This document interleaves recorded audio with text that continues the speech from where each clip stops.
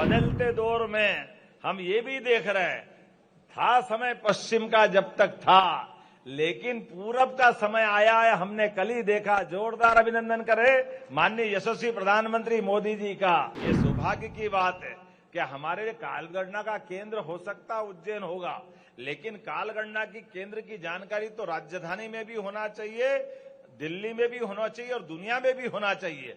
इसलिए ये जो आपने कहा विश्वास जी के भैया मंत्रियों को दिला देना, अरे मंत्री अपने सारे मोबाइल में अपना डाउन कर ले, सबके पास पहुंच जाएगी। जोरदार अभिनंदन करें दुनिया भर के अंदर हर जगह ये इस ऐप के माध्यम से आप हर एक कोई आपको घड़ी लगाओ, अच्छी बात है, लेकिन आपके मोबाइल के अंदर ये घड़ी आ जाएगी।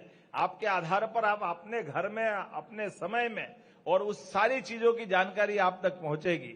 और आज के इस सुंदर आयोजन में उच्च शिक्षा विभाग, संस्कृति विभाग दोनों ने मिलकर के जो अच्छा काम किया है कि आज मुख्यमंत्री निवास के बाहर वैदिक घड़ी लगाई है।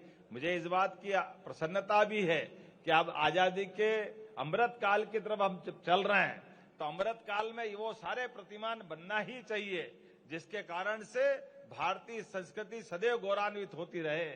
हम सब जान रहे हैं कि पूरे दुनिया का समय बदल रहा है। अपने आसपास देखो, एक एक घटनाक्रम को देखो।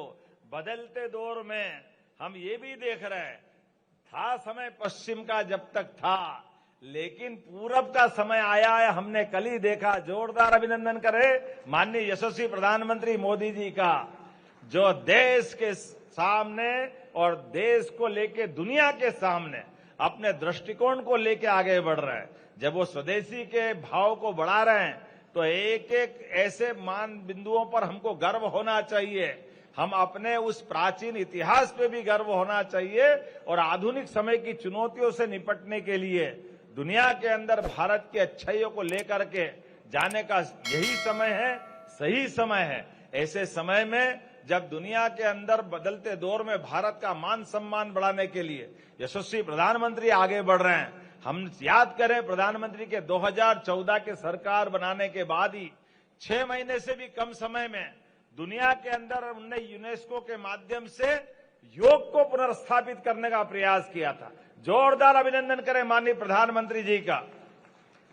जब हमने अपने योग को दुनिया के अंदर बांटा, हमारी अपनी संस्कृति केवल भारत के लिए नहीं है, हमारा अपना ज्ञान कौशल विशेषता केवल भारत के लिए नहीं, ये समूची मानवता के लिए है। और इसलिए समूची मानवता के लिए ऐसे सभी अच्छे कामों को लेकर के माननीय प्रधानमंत्री जी के नेतृत्व में हमारी सरकार लगातार काम कर रही है। इसीलिए आज के इस अवसर पर यह विक्रमादित्य काल को इसलिए याद किया जाता है कि 2000 साल पहले सुशासन का उच्चतम मापदंड सम्राट विक्रमादित्य के काल में स्थापित हुआ था। और बदलते दौर में जिस समय का समय चल रहा है, यशस्वी प्रधानमंत्री के नेतृत्व में एक तरह से वो सुशासन का ही कार्य चल रहा है। जब एक एक मंत्रालय, एक एक उनके लिए गए निर्णय, प्रत्येक निर्णय से देश गौरवान्वित होता है। किसी कारण से कोई वैज्ञानिक अभियान फेल होता है तो यशस्वी प्रधानमंत्री स्वयं इसरो में जाकर के वैज्ञानिक का हिम्मत बढ़ा करके हमारे लिए वैज्ञानिकों के प्रति दृष्टिकोण क्या होना चाहिए, वो हमारी हिम्मत बढ़ाते हैं। देश के दुश्मन अगर टेढ़ी निगाह पहुंचाए तो घर में घुस के मारने का रिकॉर्ड भी यशस्वी प्रधानमंत्री के माध्यम से बनता है। हमें इस बात का भी गर्व है। और देश के लिए कानून बराबर है, सबके लिए समान है। इसलिए देश के लोकसभा में भी अगर वो नियम बनाते हैं कि इस देश के अंदर 30 दिन से ज्यादा अगर प्रधानमंत्री, मुख्यमंत्री, मंत्री कोई भी अगर किसी कारण से जेल में बंद रहे तो उसको पद पे रहने का अधिकार नहीं है। ये केवल एकमात्र प्रधानमंत्री करा सकते, ये नरेंद्र मोदी जी करा सकते हैं। मैं जोरदार अभिनंदन करें यशस्वी प्रधानमंत्री नरेंद्र मोदी जी के लिए।